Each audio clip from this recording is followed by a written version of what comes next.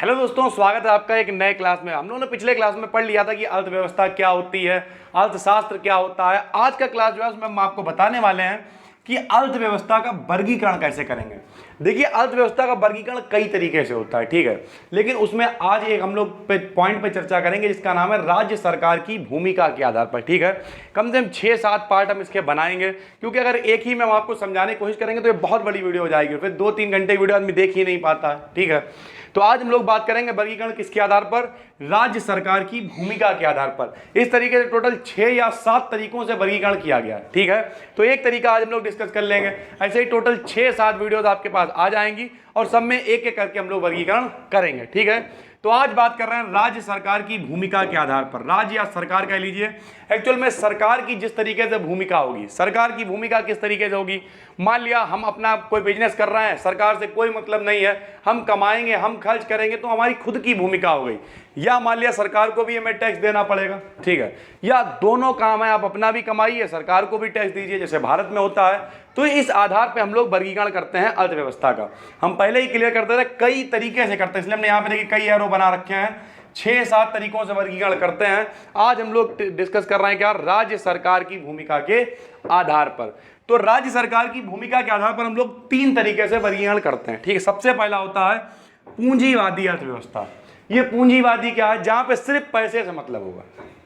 पूंजी का मतलब क्या होता है, लोग कहते हैं पूंजी, पूंजी का मतलब जहां सिर्फ पैसे से मतलब होगा उसे कहेंगे पूंजीवादी अर्थव्यवस्था। देखिए लिखा हुआ है, वस्तुओं एवं सेवाओं का उत्पादन निजी लाभ के लिए किया जाए, यानी हमें सिर्फ अपने लाभ से मतलब है, सिर्फ पैसे से मतलब है और कोई मतलब नहीं है, तब हम लोग कहेंगे उसे पूंजीवादी अर्थव्यवस्था। ठीक है, जैसे कहाँ कहाँ की है, संयुक्त राष्ट्र अमेरिका की, ब्रिटेन की, जापान की, इन सभी की अर्थव्यवस्थाएं कैसी हैं, पूंजीवादी अर्थव्यवस्थाएं। ठीक है, इसमें हमने कुछ इसके कारण भी लिख रखे हैं भैया, क्या क्या खासियत होती है। निजी संपत्ति का अधिकार है, सरकार से कोई मतलब नहीं है, अपनी निजी संपत्ति रख सकते हैं।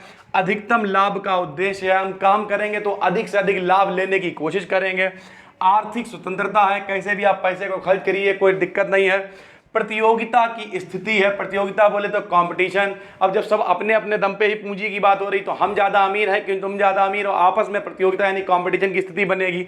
और कहीं ना कहीं देखा जाए तो जब आपस में कंपटीशन बनेगा तो उससे होगा क्या, उससे भी कहीं ना कहीं अर्थव्यवस्था बढ़ेगी, देश को ही फायदा होगा, जितने अमीर लोग ज़्यादा होंगे, क्योंकि डेवलपमेंट होगा ना वहाँ पर।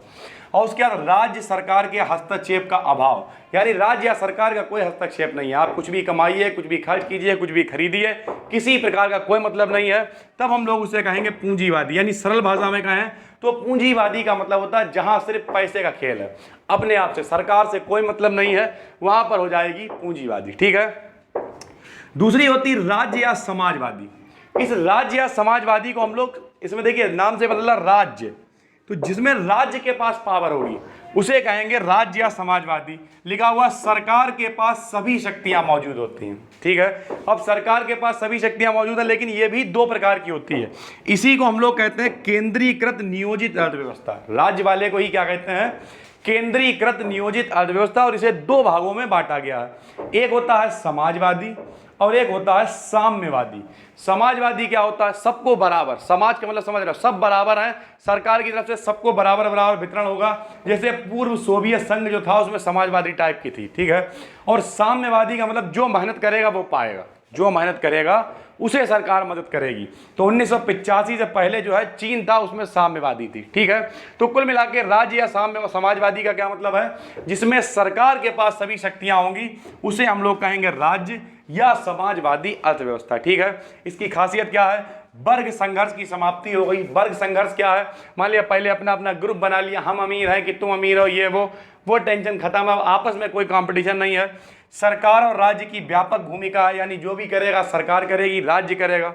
उत्पादन के संसाधनों पर सामूहिक स्वामित्व है। ठीक है, यानी सबका समान रूप से स्वामित्व होगा जो भी उत्पादन होगा देश में। और फिर फाइनली है मिश्रित अर्थव्यवस्था। नाम से बदला, मिश्रित का मतलब मिला जुला। ठीक है, तो जिसमें पूंजीवादी प्लस राज्यवादी दोनों के लक्षण होंगे। हमने यहाँ पे लिख दिया राज्य प्लस पूंजीवादी, उसे हम लोग कहेंगे क्या, मिश्रित अर्थव्यवस्था। ठीक है, सबसे बढ़िया एग्जाम्पल है अपना भारत, और इसका कारण भी है यहाँ पर, क्योंकि मान लिया अगर आप यहाँ पे पूंजीवादी लाना चाहेंगे तो यहाँ पे गरीबी बहुत ज़्यादा है। आप समझिए, यहाँ पे सरकार अगर कोई इंटरफेयर नहीं करेगी तो गरीब आदमी तो मर जाएगा, क्योंकि जिसके पास अमीरी है वो तो अपना यहाँ पे क्या लिखा, देखिए निजी संपत्ति का अधिकार, अधिकतम लाभ का उद्देश्य। तो जो अमीर आदमी है वो खूब लाभ कमाएगा, खूब संपत्ति इकट्ठी करेगा, लेकिन जो गरीब है वो तो मर जाएगा। तो इस वजह से इसे मिश्रित अर्थव्यवस्था रखा गया है कि भैया जिसके पास पैसा है वो तो जलवा काटे, लेकिन नहीं है तो सरकार भी उसकी मदद करेगी। ठीक है, तो यहाँ पे लिख दिया है व्यक्तिगत स्वतंत्रता है। ठीक, व्यक्तिगत स्वतंत्रता मतलब इसके अकॉर्डिंग आप कमाइए, खर्च कीजिए, लेकिन सरकार भी इंटरफेयर करेगी। और सरकार की नियामक रूप से भूमिका है, नियामक का मतलब चलाने वाला। ठीक है, कि देश चलता रहे, कि जो गरीब आदमी है वो भी परेशान ना हो और जो अमीर आदमी है वो भी लगातार आगे बढ़ते रहे, जिससे देश की अर्थव्यवस्था भी आगे बढ़ती रहे। ठीक है, तो ये हम लोग बात कर रहे हैं अर्थव्यवस्था का वर्गीकरण। ठीक, हमने आपको बताया 6-7 प्रकार से वर्गीकृत करते हैं। ये हम लोग पहला प्रकार आज देख रहे थे। अगले पार्ट में हम आपको बताएंगे दूसरा, फिर तीसरा, फिर चौथा। इस तरीके से लगातार हम लोग चर्चा करते चले जाएंगे।